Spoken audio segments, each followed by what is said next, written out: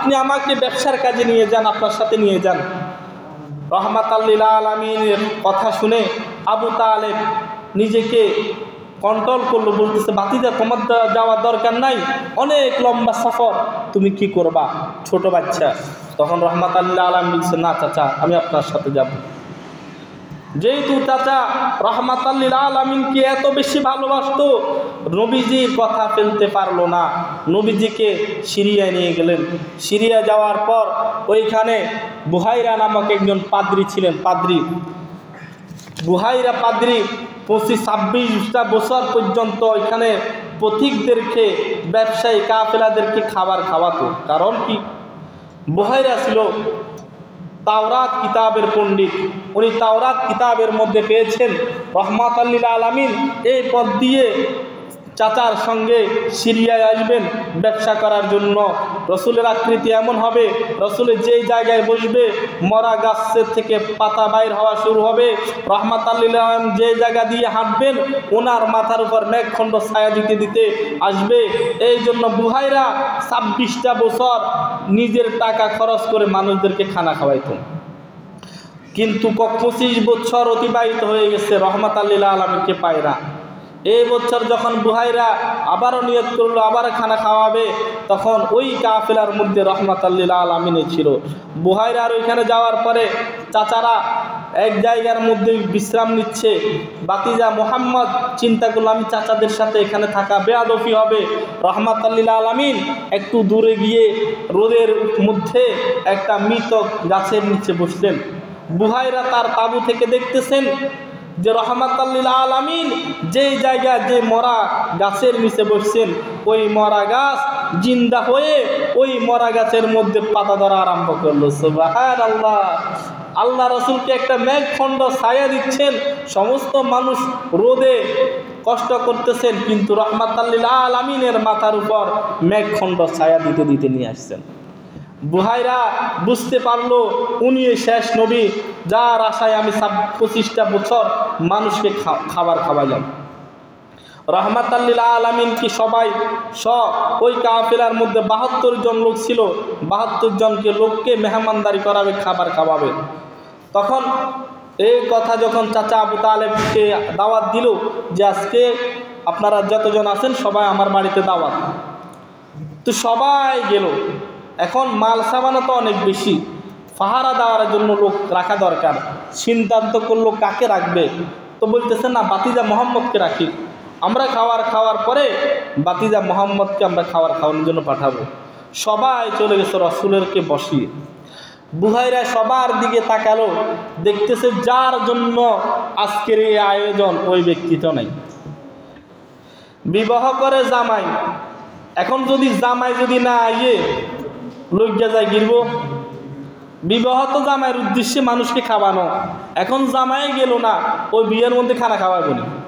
জামাই নাই, ওই বিয়ের মধ্যে কি মানুষের খানা খাওয়াবে করি, ও জামাইরে আনেন তারপরে খানা দেবো। আল্লাহ রসুল সাল্লাল্লাহু আলাইহি সাল্লাম যখন ওনাকে উদ্দেশ্য করে তো এই আয়োজন, আল্লাহ রসুল আসে নাই, বলতেছেন আপনাদের কাফেলার মধ্যে কি কোনো লোক বাকি আছে? বলতেছে হ্যাঁ, আমার ভাতিজা 12 বছরের বালক আছে। বলতেছে ওনাকে না নিয়ে আসলে কাউকে খাবার দেওয়া হবে না।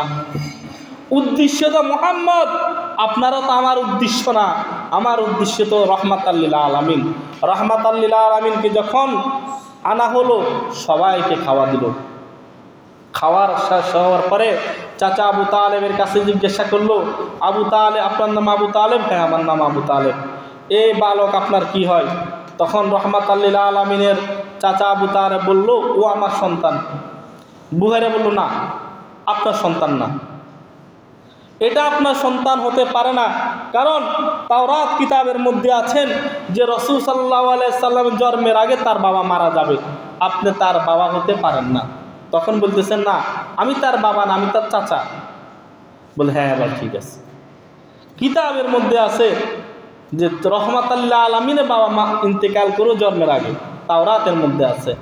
তখন বলতেছে শুনেন আবু তালেব, এই সন্তানের আশায় আমি আজকে 25টা বছর পর্যন্ত মানুষকে খাওয়াচ্ছি এই সন্তানটাকে দেখার জন্য। জিনাকে সৃষ্টি না করলে আল্লাহ তাআলা কুল কায়নাত সৃষ্টি করতেন না, এটা হলো সেই বালক। এক পর্যায়ে উনি নবী হবে, কিন্তু দুঃখের বিষয় আমি থাকবো না। উনি যখন নবুয়ত প্রাপ্ত হবেন তখন আমার এর আগে আমি ইন্তেকাল করব, নইলে ওনার হাতে হাত রেখে আমি কালিমা পড়ে মুসলমান হতাম। আপনি তাকে বাড়িতে নিয়ে যান, কারণ আমি যেভাবে ওনাকে চিনেছি, তাওরাত অনেক পণ্ডিত খ্রিস্টানরা বসে আছেন ওনাকে হত্যা করার জন্য। আবু তালেব, আপনি বাড়িতে চলে যান, ব্যবসার জিনিসপত্র এখানে বিক্রি করে চলে যান। তখন আবু তালেব তো এমনি লস খাইত, যে ব্যবসা করতো ওই ব্যবসার মধ্যে লস খাইত। এখন সিরিয়ার বাজারে না গিয়ে রাস্তার মধ্যে যদি বিক্রি করে কি টাকা পাবে? তারপরেও বুঝতেছে যেহেতু রহমাতুল আলামিনকে আবু তালেব এত বেশি ভালোবাসতেন।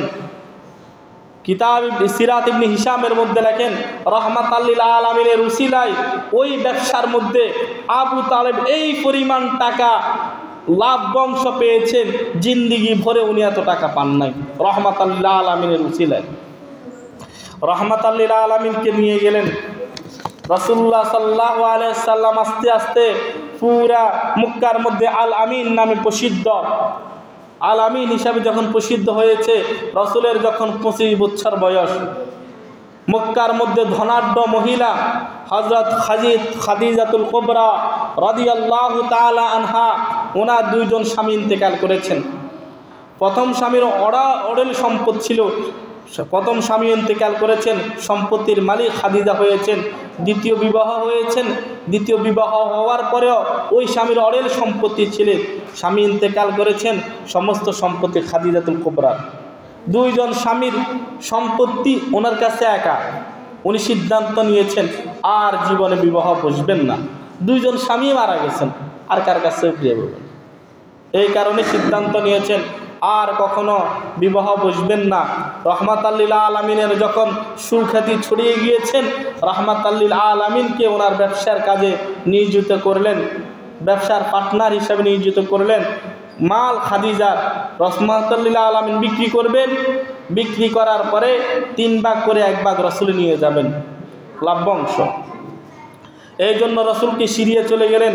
সিরিয়া যাওয়ার সময় খাদিজাতুল কুবরা একজন গোলামকে তিনার সাথে দিয়ে দিলেন, ওই গোলাম রহমাতুল আলামিনকে নজরদারি করার জন্য। মাইসার নামে গোলাম ছিল, মাইসার খাদিজার গোলাম। সিরিয়ায় আল্লাহ রাসূল সাল্লাল্লাহু আলাইহি সাল্লাম ব্যবসা বাণিজ্য করলেন। অন্য মানুষদেরকে খাদিজা যেভাবে দিত ওনারা লভ্যাংশ অল্প দিত, কিন্তু রহমাতুল আলামিন হাতের একটা বরকত আছে। রহমাতুল আলামিনের হাতের কারণে খাদিজা এই পরিমাণ অর্থ সম্পদ পেয়েছে, লভ্যাংশ পেয়েছে, আর কাউকে পান নাই। ও ভাই, রহমাতুল আলামিনের হাতের বরকত থাকবে না কেন? যে নবীকে সৃষ্টি না করলে তো কিছুই করতেন না। ওনার